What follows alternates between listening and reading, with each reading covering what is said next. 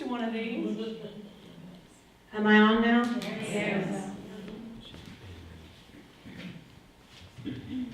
I hope that you enjoyed that piece and were able to enter into your own meditation when we finished. Beautiful reminder that life is full of ups and downs. And right now, my heart is up.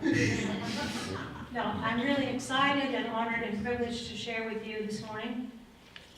And the title of my talk is God's Unopened Gift, an Amazing Spiritual Practice. So, I want to put all of you at ease that I haven't signed up for Amway or any other network marketing program, but I am going to sound like a salesman or saleswoman for just a minute.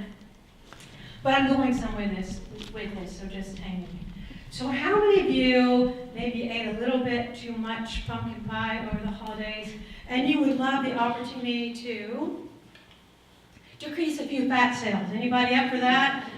How about anybody that would like to increase some muscle mass? Maybe you want to lose weight, increase your human growth hormone. That's what turns back the clock and gives you reverse in aging. How many of you would like to maybe improve your blood markers, your cholesterol, your triglycerides? Something's not quite right you'd like to work on. Maybe you want to remove some precancerous cells. It's amazing what happens when IGF-1 gets into action and takes away those precancerous cells. And if none of that sounds appealing to you, maybe you want to increase your energy, decrease your pain. Have I got anybody hooked yet? Anybody? Okay, good. Okay, if you're not hooked, hang on. I've got a little more sales to do. Did I skip too many there? Body? Yeah, I don't know. Anybody need to improve your concentration, increase your creativity, or prevent Alzheimer's? How about elevating your consciousness or connection to spirit? How about elevating your awareness of your inner voice and clarity? Maybe you'd like to increase your compassion, increase gratitude. Have I got you all ready to sign up? Everybody ready to? And so maybe some benefits to the soul. How about addressing any issues of forgiveness or clarity for divine guidance, or heal areas of grief? Okay, for $9.95, no, just kidding. I've got some bad news. This isn't for sale. You can't buy it because, are you ready? Drum roll. It's free! It's free! And nobody can make money off this because it comes from God. And it's a spiritual practice that actually has been practiced for centuries. But here in the United States, hopefully I'm going to help you with a little paradigm shift in a minute. I'm going to tell you why. But does anybody know what it is that I'm here to talk about? Anybody guess? You saw the slide, Melvin. Okay. Scientifically proven and proven by great spiritual leaders of all time that I'm going to share with you. Drum roll. The spiritual practice, get ready, is fasting. Fasting. The scientific evidence behind what we know now what happens in the body in fasting is absolutely fascinating.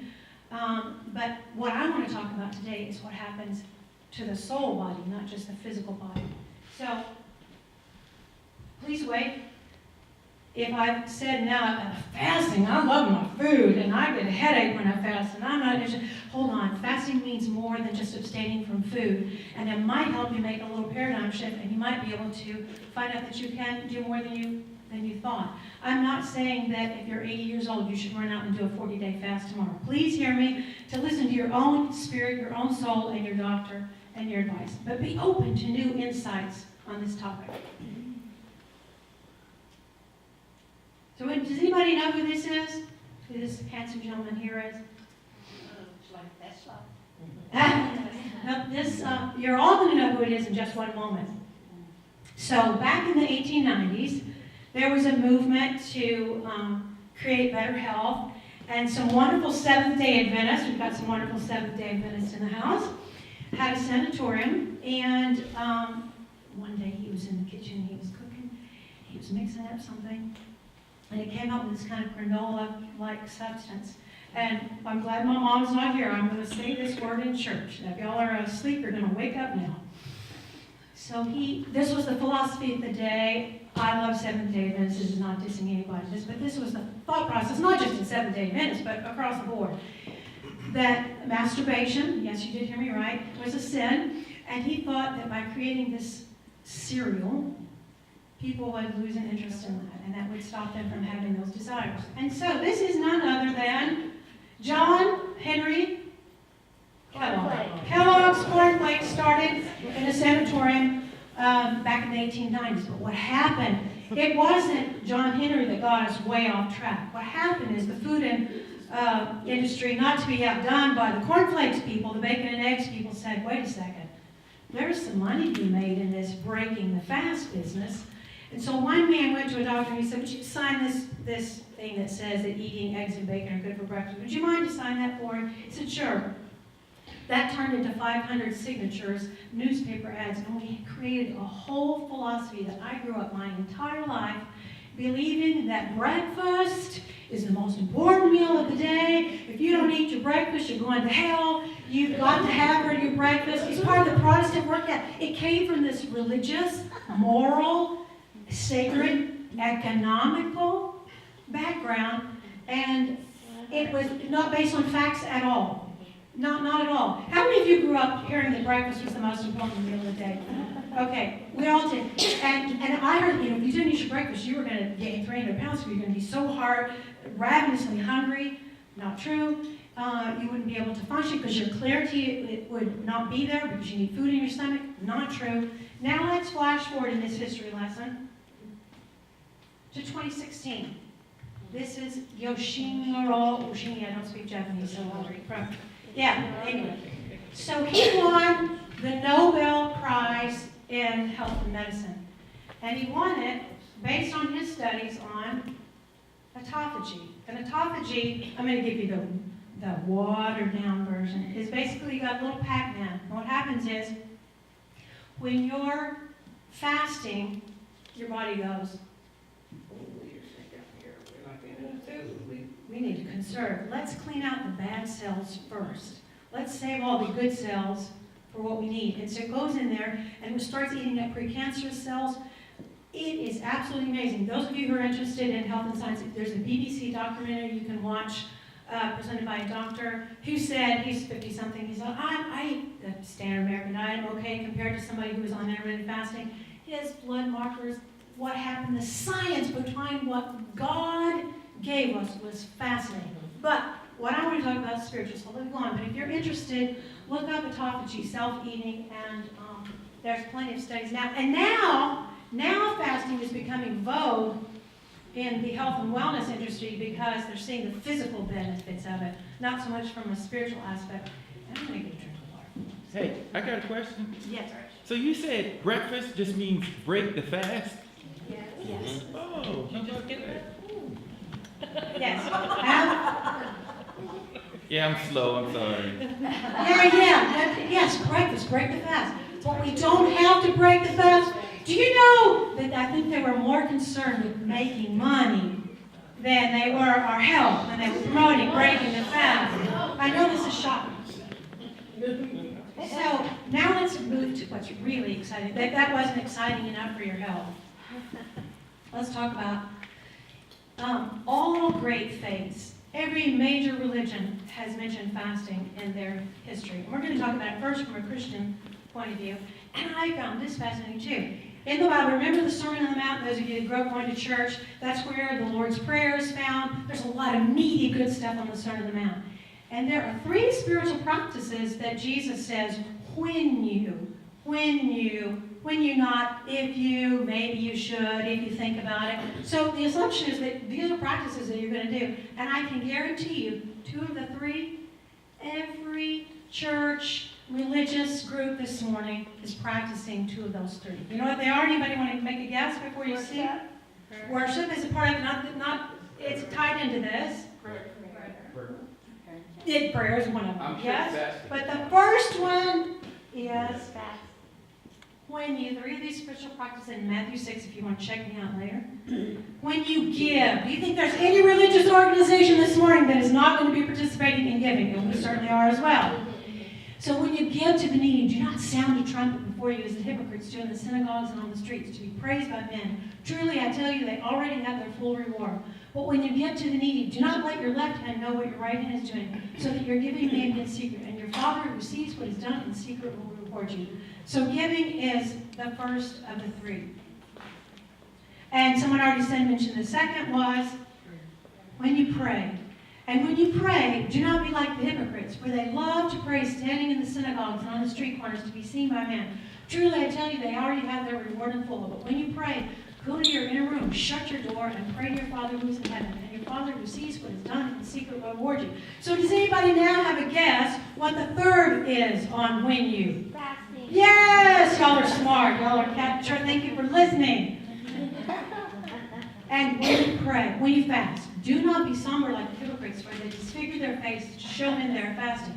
Truly, I tell you, they already have their reward in full. But when you fast, anoint your head and wash your face. And the rest of that I should have put in there. And your Father in heaven will reward you, just like all the others. So it's all talking about, don't do your spiritual practices just for everybody else to see.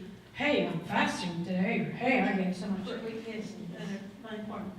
So I really like this quote that Charles Fillmore, our founder, and I misspelled his name. I noticed that this morning when I saw this slide. Fasting and prayer is feasting. So many times people think of fasting as what you're giving up. But what you're gaining is really more valuable than what you give up.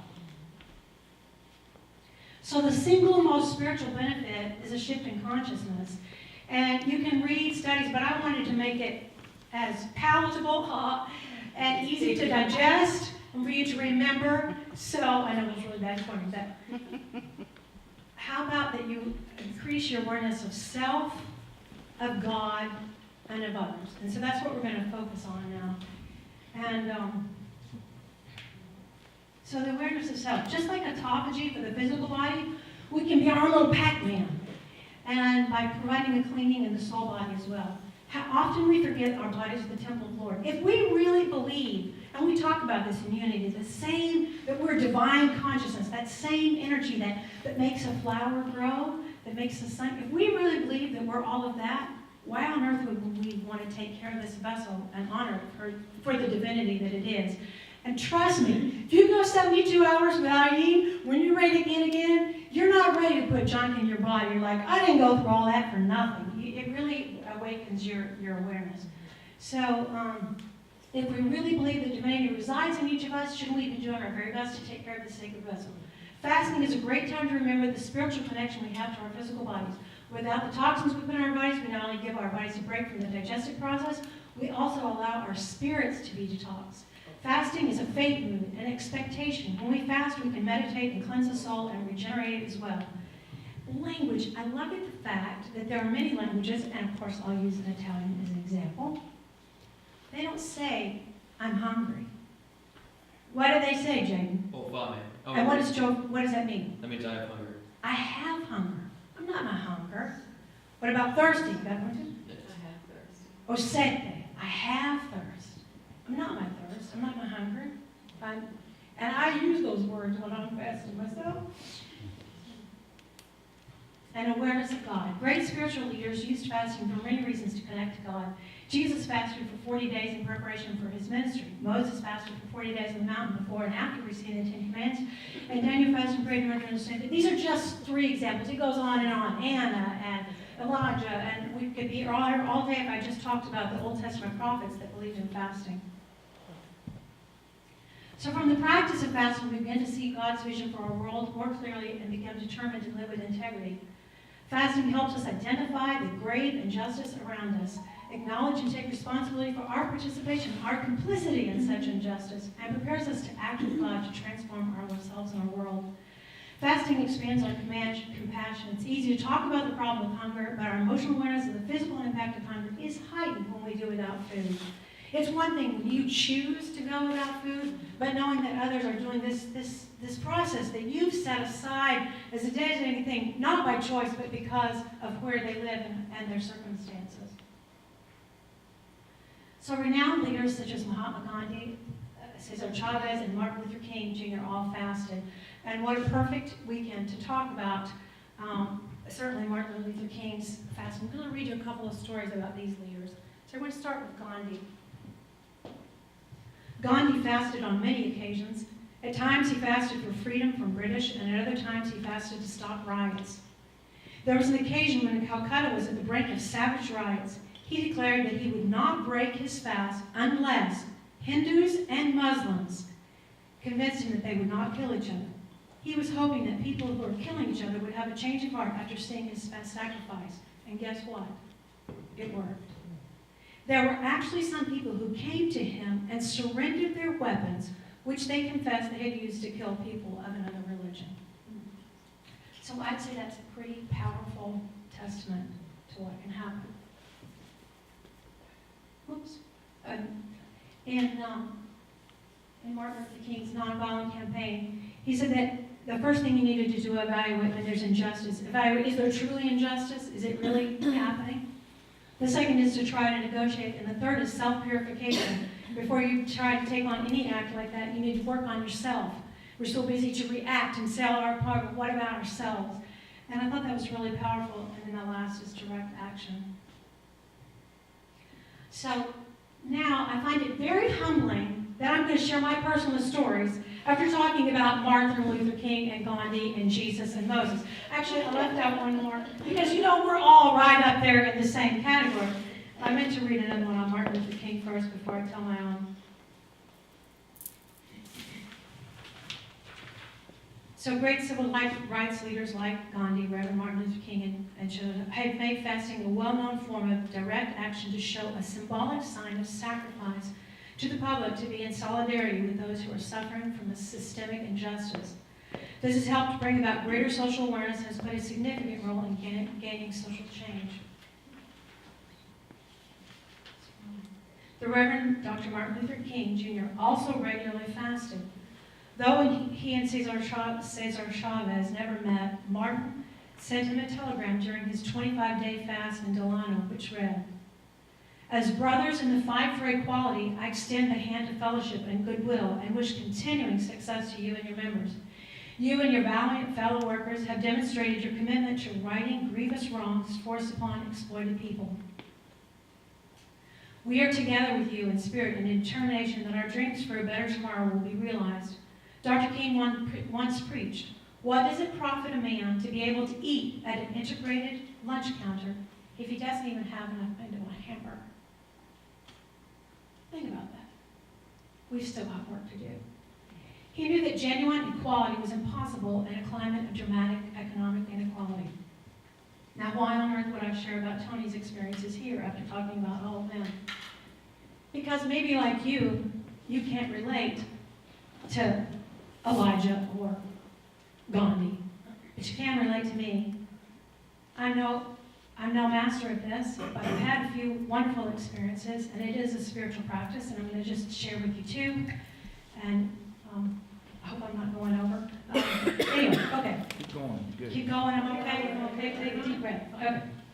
I was worried I'd talk too long, y'all. I may be nervous, but I don't have a problem talking. So, okay, a couple of weeks ago, you remember when it was the snowstorm was about to happen? That was the same day that my daughter was flying back to Canada, and so what went through my mind was, hey, wait a second. I'm going to be trapped in my house for several days. I live on a hill. No way I can get my car out, and the pizza man can't come to my house. My refrigerator is absolutely still empty from being in Italy. I'm weak. This takes work. It is not easy. And so I believe in setting up strategies for success. So I thought, nobody's coming to my house, I'm not leaving my house, and there's no food in my house. Seems like a pretty good time to fast to me. So I did, and I have to tell you, remember when I told you to be sure you have your white stone? I still didn't have my white stone. So I said, God, I think I need to figure this out. I need to figure out what I'm going to talk about. Oddly enough, that the topic would be fasting. So all that to say that you have to set it up in order to have this success. You don't think you can go out to dinner with everybody else. And I mean, Jesus himself went away into the wilderness. If he needed to do that to fast, who in the heck am I to think I can just make this decision? But maybe you don't want to start with a 3-day fast or 40-day fast. Maybe you just don't want to break the fast the first thing in the morning and let your body do some healing on its own. And during that time, you can pray and meditate. I'll tell you about another, I could tell you many other stories, but I think the other people are much more exciting than I am. But I'll tell you one other just because it's really, really important to me. And those of you that have known me for a long time will see the significance of this as well. In 2012, I was a broken woman, and I was searching for answers. into the woods to fast and pray for 3 days and 3 nights in the middle of nowhere.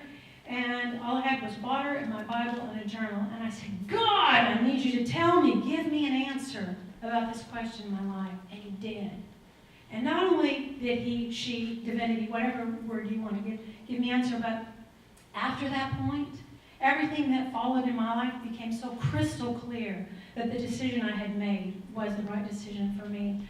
And one of the things that I learned during that fast that I found fascinating is that I was in the woods. I had no schedule. I didn't know where to be. I didn't need to cook or clean. Talk about time freedom. You will have time freedom when you're not cooking and shopping, and you'll save money.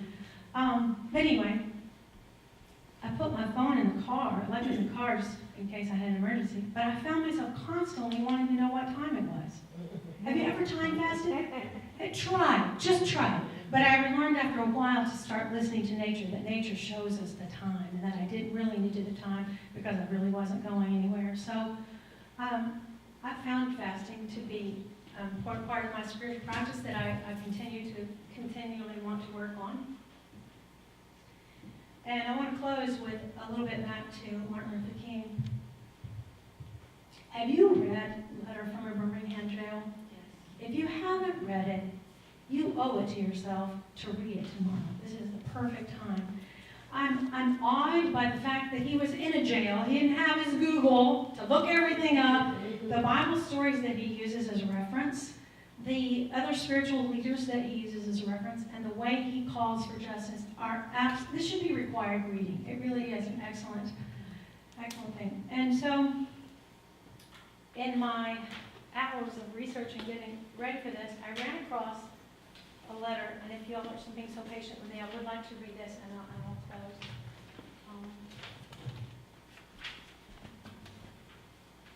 And I would like you to just close your eyes and really focus in on what I'm saying. This is kind of a charge and a call to action.